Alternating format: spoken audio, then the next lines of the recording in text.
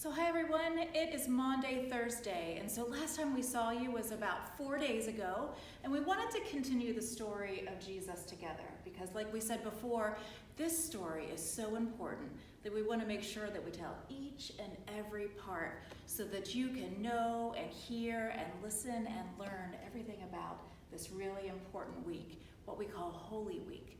Holy because God made it special by doing a lot of really important things, some of which we've already heard about, but more that we're going to hear about on Good Friday and then on Easter morning. So we wanted to talk to you a little bit about Maundy, Thursday. Maundy is such a weird word, isn't it? You don't usually walk around talking about, I'll meet you, Erica, on Maundy, Thursday. That's not usually something you say, is it? No, sounds like laundry. I know, right? It sounds like laundry. Yeah. Rhymes with laundry. Maundy actually is the Latin word for mandate, which is a way to tell somebody you really need to do something, send a message for something to happen. And so Maundy, Thursday was the day when we hear Jesus actually giving a really important message to his friends and all of the others that are gathered there. So what we know is that everybody was in town to celebrate the Passover. And so they were going to be gathering for a special dinner. But here's the thing, when you're traveling around town and you're in Jerusalem and you're wearing flip-flops or sandals, guess what gets dirty? Your feet, right?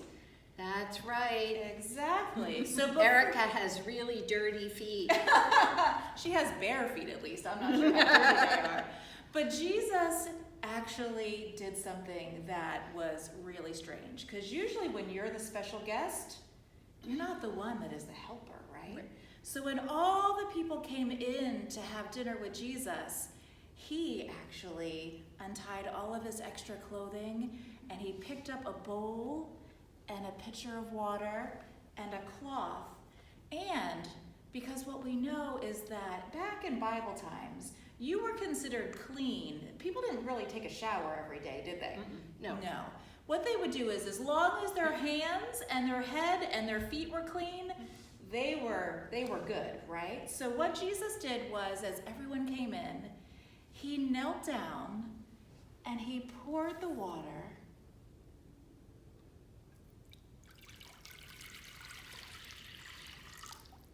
and he washed their feet. Every person came in, and Jesus, the most important one in the room, was the one who acted like the helper. So what happened after that? Well, that's right. And when Jesus was washing the feet, everybody knew he was their teacher and that he should not be washing their feet. And yet they didn't want to say anything, except one special friend, the disciple Peter. Peter said, when it was his turn, he said, "No, Jesus, do not wash my feet. You are not supposed to be serving me and washing my feet." And Jesus said, "You're wrong, Peter. Yes, I am." All of us have to take care of each other. And sometimes it's fun, and sometimes they're dirty feet, and we have to just say, well, I might not like this, but I'm going to do it because I love you. So everybody finished washing the feet, and they got around a big table, and the food was delicious. They've been cooking all day for this meal. And the meal was special because when they ate the meal, they told a story, an old story, really old, a story about how people were being treated badly. They were working for a person like a king who did not take care of them. And then God said, I want these dear people to be free. And God freed them, took them away to a different land. And when they left the horrible place where they lived, they knew God wanted something wonderful for them and that they wanted to become God's friends.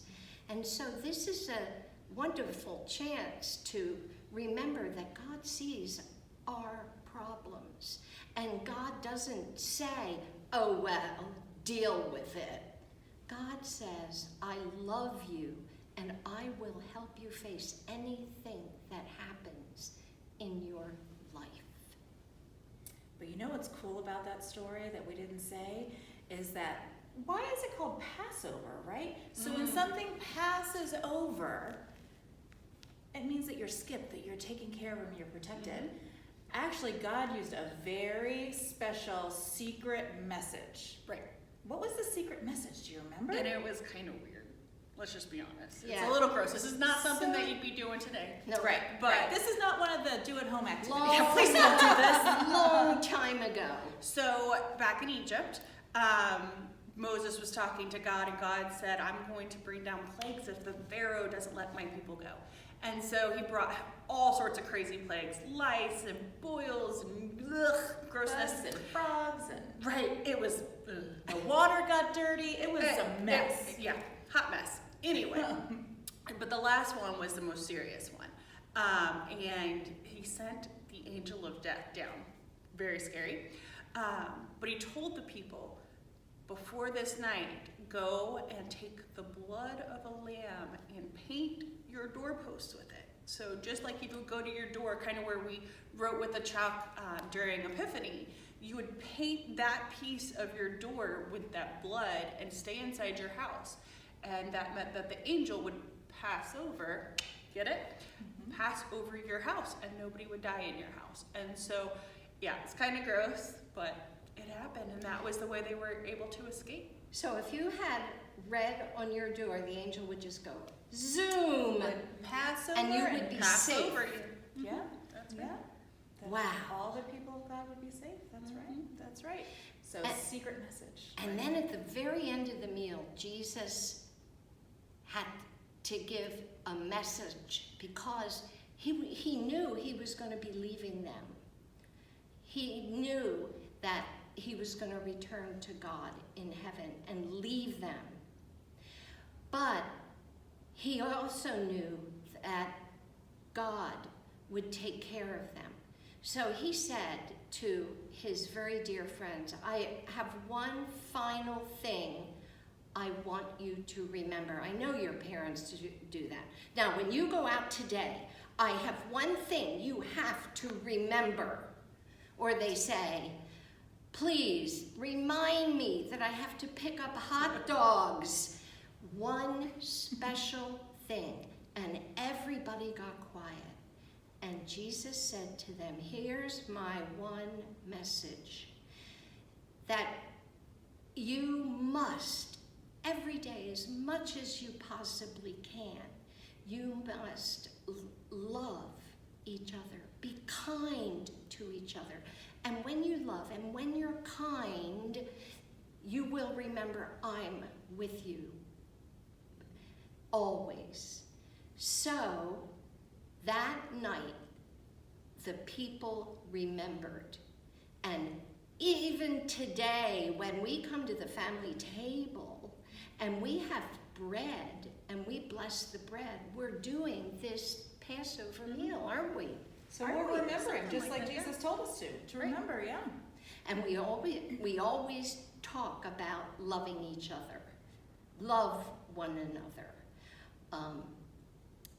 And that makes this day something that is a story remembered around the world with Christians of every country and language. So when we come to church on Sunday and we have the bread and the wine here, that's our way, right, of retelling that story every week so that we can remember, right? Isn't that why we do that? So the bread and the wine is supposed to help us remember the bread and the wine that they had with Jesus had with his friends, and then also to remember Jesus, right? And we have to do that because we get busy during the week. We run around and we forget things and we maybe don't talk to God very much. And then Sunday comes And there's a special story, a special meal, Yep. and a special message. Remember, remember, remember, remember, right? Right. Absolutely.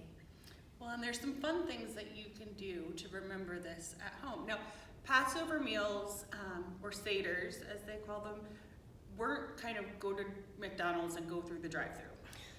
They were super special meals, and they took a lot of time to prepare. So they made a menu, and they worked really hard to put stuff together for that meal. And so here's an idea for you to do. Start planning this morning what your special meal is going to be tonight with your family. And with that meal, you should make some bread. Now, if you just need to Google some easy bread recipes, I promise if you put bread recipe in it, you'll find something that might have no more than 4 ingredients, and it should bake up pretty quickly. So bake up your bread and share it together during your special meal, but before you eat, yes, wash your hands, please wash your hands. And just remember, washing hands has been cool since Jesus did it. That's exactly right. But anyway, so wash your hands and wash each other's feet before you come to sit to the table. And when you sit down at that table, break the bread together, passing it, and remember Jesus and the meal that he shared with his friends that night. And when you wash feet at home, I think it'll feel strange. You might giggle, you might laugh, and that's okay because we don't normally wash each other's feet, but Jesus taught us that that's one way to show that we care about each other. That we love Because, each other. Yeah. and clean feet are important. The other thing to maybe do is to write a letter. We were talking about that earlier, right? Right. And you can write letters to people that you love, especially if there's some people right now that you can't go see and leave your house. So pull out some paper or draw a picture or color a page of the coloring book and send it out in the mail. And that's a message of love. Because that's what Jesus said. That was the most Right. important part, right? Love one another. And sometimes we forget to tell people how much we love them. That's So right. this is a great way to let people know. And you can write as many as you want. It doesn't have to be just one. That's exactly right. Yeah. Yes. So the other thing is if you have a home altar, we were talking about how to create a Right. really special place in your house. You might, how would we remember the story today? Should we put some water on the altar? I think we Is can that put a some way? water. I'd probably put some of the bread. Or some of the After bread? you break it. Yeah? Maybe not this much water, but We don't want it to spill. some water. Yeah. Exactly. And the branch from Palm Sunday, can we put that on? You just Hopefully keep so there. on adding all the things, all your special things. So it's all the church special things, the story of Jesus special things. But if there are things at your house that are really extra special to you, you can put them on the altar too.